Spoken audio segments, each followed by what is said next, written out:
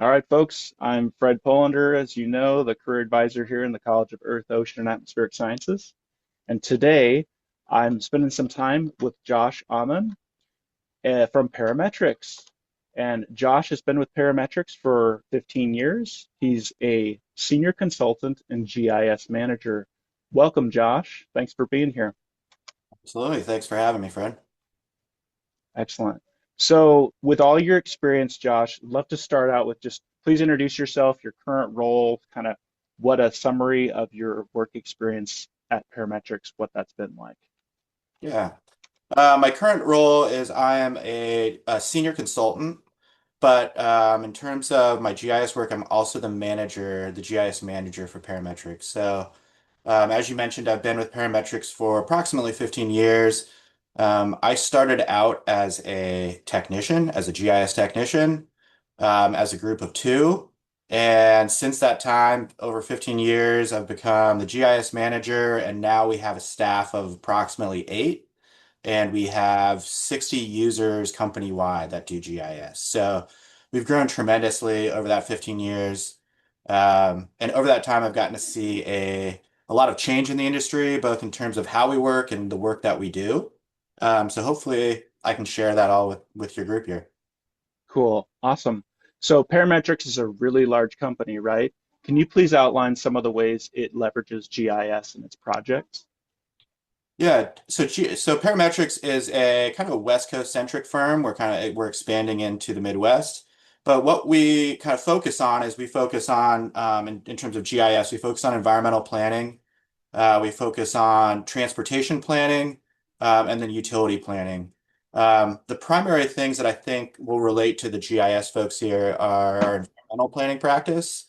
For those who aren't familiar with the term NEPA or National Environmental Policy Act, a lot of the environmental work we do relates to the NEPA process. So that dictates that for any federally funded project, you need to identify the impacts of that project to a handful of disciplines.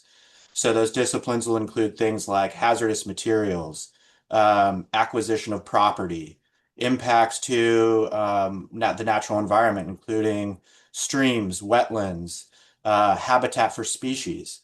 So a lot of our work in this involves identifying impacts, so essentially building a study area for a project, and then looking through each of those disciplines and doing analysis and mapping around what those impacts are. Again, that's a federal process, so we are fitting into like some very strict guidelines, and it eventually has federal approval. So this is required before, say, a new interstate is built, or even a new trail, if that trail has a federal income source to it. Similarly, on the transportation planning side, we do information around impacts like you'd see with our environmental planning work, but we also do analysis around design and alternatives. So going back to that trail example, we're currently working on a trail project from Albany to Corvallis. And what we're looking at there is we have to identify, the potential alignments for this trail. So where's the trail going to go? And then run that through an impact analysis. So if we choose alignment A, what's the impact to, say, property owners versus choosing alignment B? As part of that process, we also engage in public conversations. So reaching out to the public using GIS, so using web maps and story maps and saying, what does the public prefer? Whether that's in online questionnaires or in public meetings. So that's an example of how we use GIS not just as a desktop product that produces figures for reports, but more generally in terms of how do we design projects? How do we determine where something goes and what the impacts of that decision are, and how that affects the community? So, in both of these cases, I think what you're going to see is GIS is a tool, like a decision-making tool, a reporting tool, but most importantly, it's a communication tool. So, it's something that folks can grasp onto. It's easy to look at a map and start understanding what's going on, and then following that with information about what those impacts might be. So it's Great. really broad ranging. And I think you want to show us some examples of some project work, give us some visuals. So I'll let you pull that up. Yeah, so I'm going to switch gears here to a little different type of GIS work that we do. So this is transportation related, but this is actually data generation. So especially as, I mean, all GIS people will use data, and I don't think we always know where that data comes from. So that data might come from, a city or a county or the state of Oregon. Um, what we're working on right now with the Oregon Department of Transportation is building a multimodal inventory data set for 48 jurisdictions across the state. So what does that mean? Let me share my screen and show you what we're talking about in terms of data. So for each of these 48 jurisdictions, uh, we are looking at building roadway data sets, freight data sets, active transportation data sets. So that includes bicycle routes, pedestrian routes, and crossings. We're curating transit data from the local transit agencies. So you can imagine like TriMet here in Portland. And then we're developing these other relevant data sets. I think what's important to note about this project and what's, I think, particularly significant for up and coming GIS folks is this project is built on data developed by artificial intelligence or machine learning. So Mm. rather than historically, you'd have a GIS person take an aerial photo and digitize or draw a line. So draw a sidewalk center line. Hmm. Um, what we're doing here is we're using machine learning to auto-generate sidewalk lines, bicycle facility lines, roadway lines for 48 jurisdictions all at once. So using high-res aerial imagery. So whereas something like this would have taken potentially, years and years to draw by hand, um, we've been able to develop that within months. Uh, and so Wow. I'll give you an example here of the process, the larger process. So this specifically relates to changes in what we call transportation planning rules. So transportation planning rules dictate what each city within the state of Oregon has to comply with in reporting their transportation systems. So that includes both vehicular transportation, active transportation, and transit. So the first step was figure out what we need to develop. So what do the rules say we need to include? That includes what data layers we need and what attributes we need. Then we had to reach out to each jurisdiction in step two and say, what data do you have right now? We don't want to recreate data that you have. So what data can we build off of? That's what we call our gap analysis.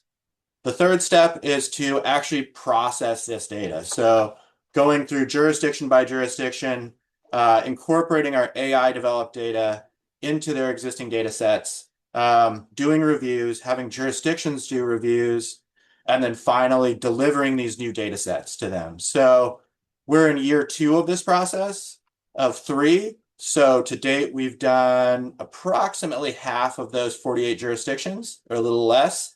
And that includes the city of Portland. So the scale of this is really big cities like city of Portland down to some smaller cities like Gold Hill down in Southern Oregon.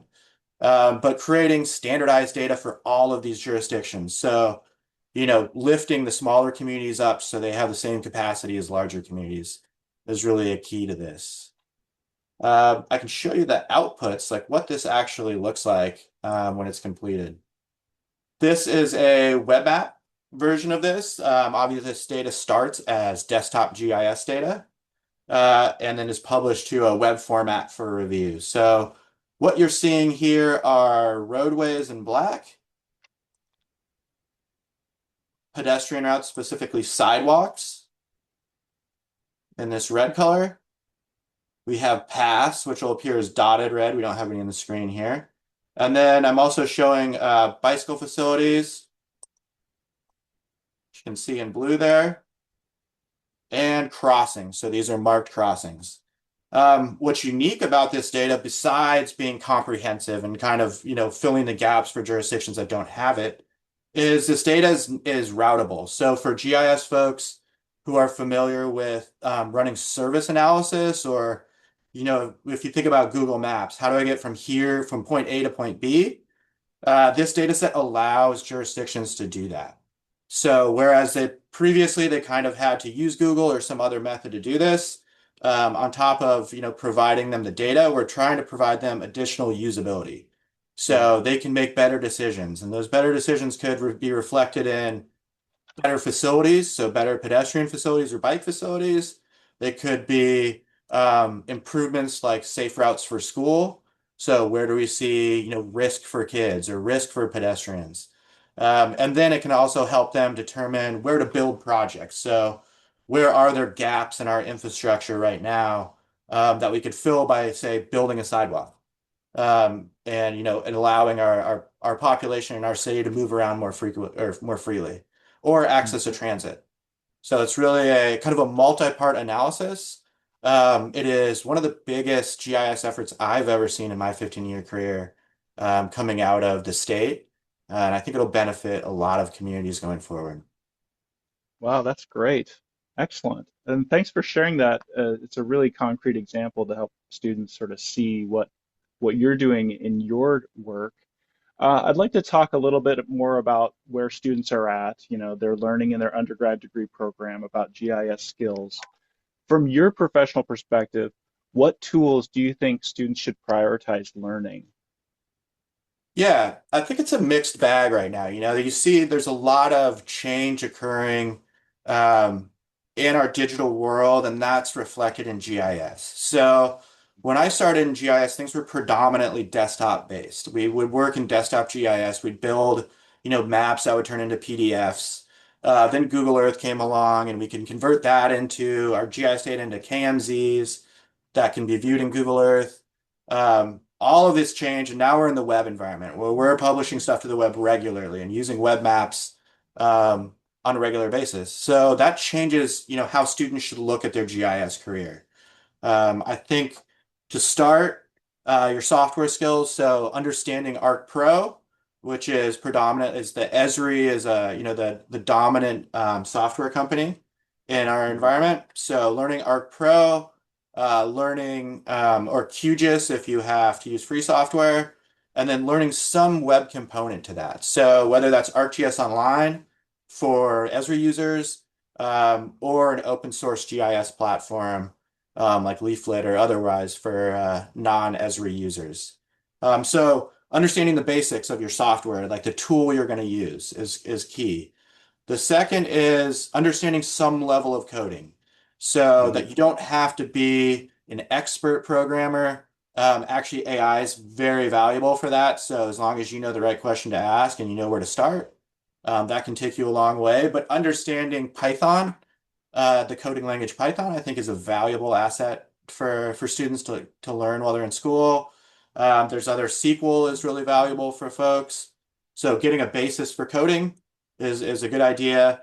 And then I think the one thing that we don't talk a lot about in technical work is soft skills. And I start with number one, listening.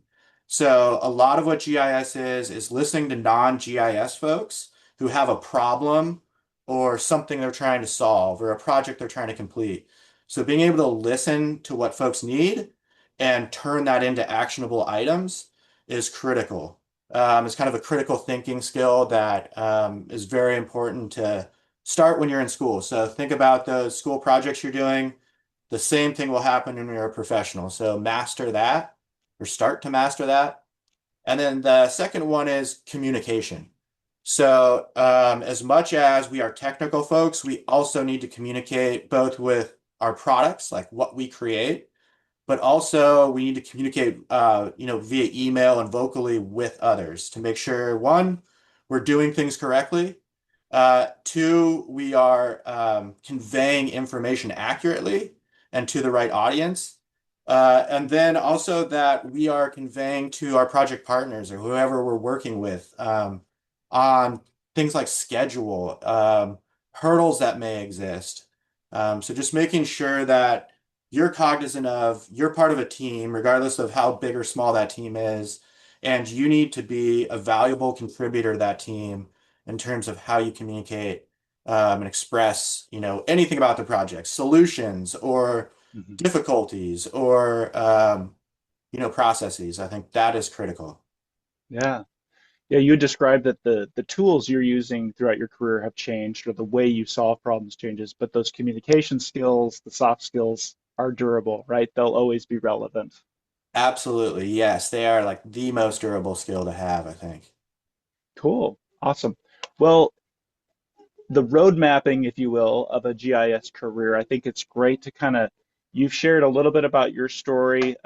So what the career ladder looks like for GIS, especially from, how Parametrics is organized, your team is organized. Could you speak a little bit about that? Yeah. So it's changed somewhat since I joined the field. I actually started out, got an undergrad degree at University of Oregon and a grad degree at PSU in urban planning. I have had the opportunity to work in the private sector the whole time. So it's a little different for public workers. But I can tell you like our layout. So um, Parametrics has, we employ interns.